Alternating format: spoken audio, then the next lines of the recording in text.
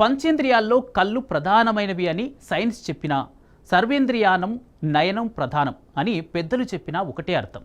మనిషికి ఉన్న అవయవాల్లో కళ్ళు అతి సున్నితమైనవి.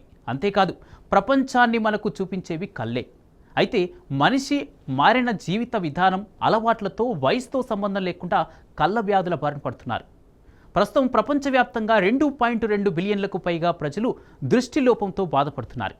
ఇప్పుడు స్కూళ్లలో నిర్వహిస్తున్న కంటి పరీక్షలలో విద్యార్థుల్లో దూరం చూపు అంటే డిస్టెన్స్ విజన్ తగ్గుతున్నట్టు తెలిసింది. ఎందుకు ఇలా జరుగుతుంది? పిల్లల్లో దూరదృష్టి తగ్గడానికి కారణం ఏంటి? కంటి వైద్యులు ఏమంటున్నారు? పిల్లల్లో దూరదృష్టి తగ్గుతోంది. సర్కారు పాఠశాలల్లోని అనేక మంది విద్యార్థులు దూరదృష్టి లోపాన్ని ఎదుర్కొంటున్నారు. ఈ విద్యార్థులకు చేసిన నేత్ర పరీక్షల్లో ఇది బయటపడింది. జాతీయ ఆరోగ్య మిషన్ కింద రాష్ట్రీయ బాల్ స్వాస్థ్య కార్యక్రమంలో భాగంగా కొనసాగుతున్న కంటి పరీక్షల కార్యక్రమంలో విద్యార్థుల్లో దూరం చూపు అంటే డిస్టెన్స్ విజన్ తగ్గుతున్నట్లు స్పష్టమైంది. పిల్లలు గంటల తరబడి ఫోన్లను వాడడం, టీవీలకు అతుక్కుపోవడమేనని దీనికి కారణమని తేలింది. ఈ పథకం కింద దాదాపు 3,48,000 మంది విద్యార్థులను టెస్ట్ చేస్తే అందులో దూరపు దృష్టి లోపంతో బాధపడుతున్న వారు దాదాపు 24,000 మంది ఉన్నారు. అలా 6.8% మంది విద్యార్థులకు ఈ సమస్య ఉంది. వీరు 6 మీటర్ల పైబడిన దూరంలో ఉన్న వస్తువులను సరిగా గుర్తించలేరు. దగ్గరి వస్తువులను, మనుషులను స్పష్టంగా చూడగలరు, కానీ దూరంలో ఉండే వస్తువుల్ని, మనుషులను స్పష్టంగా చూడలేరు. అస్పష్టంగా మాత్రమే కనబడతాయి. ఈ స్థితిని షార్ట్ సైట్ లేదా మయోపియా అని అంటారు. మయోపియా వల్ల చేయాల్సిన పనులు కూడా చేసుకోలేని స్టేజ్ కు చేరుకోవచ్చు.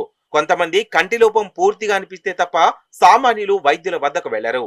అలాంటప్పుడు ఈ సమస్య ఎక్కువ అవుతుంది. సమీప దృష్టి వ్యాధితో బాధపడుతున్న బాధితులు భారత్ సహా ఇతర ఆసియా దేశాల్లో చాలా ఎక్కువగా ఉన్నాయి. 2050 నాటికి ప్రపంచంలోని సగం మంది మయోపియాతో బాధపడతారని WHO స్పష్టం చేసింది. ఈ సమస్యను నివారించడానికి పిల్లల్లో పెరుగుతున్న స్మార్ట్ ఫోన్, టీవీ, కంప్యూటర్ ను చూసే అలవాటు తగ్గించి బయట ఆడుకోమని చెప్పాలి. స్క్రీన్ టైం తగ్గించాలి. ఇలా చేస్తే కొంతలో కొంత కంటి వ్యాధులను తగ్గించవచ్చు. ఇక అన్ని వయసుల వారికి క్రమం తప్పకుండా కంటి పరీక్షలు చేయించాలి.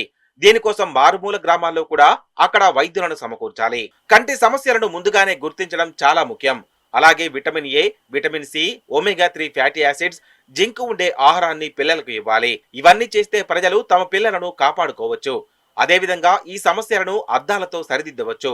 ఎవరికైనా అస్పష్టమైన దృష్టి, తలనొప్పి లేదా కళ్లల్లో ఒత్తిడి అనిపిస్తే వెంటనే అప్రమత్తమవ్వాలి. మొదట్లోనే తగిన జాగ్రత్తలు తీసుకుంటే మంచిది. చూసారుగా, ఇలాంటి ఇంట్రెస్టింగ్ వార్తల కథనాలతో మరో న్యూస్ ప్లస్ లో మళ్ళీ కలుద్దాం. నమస్తే.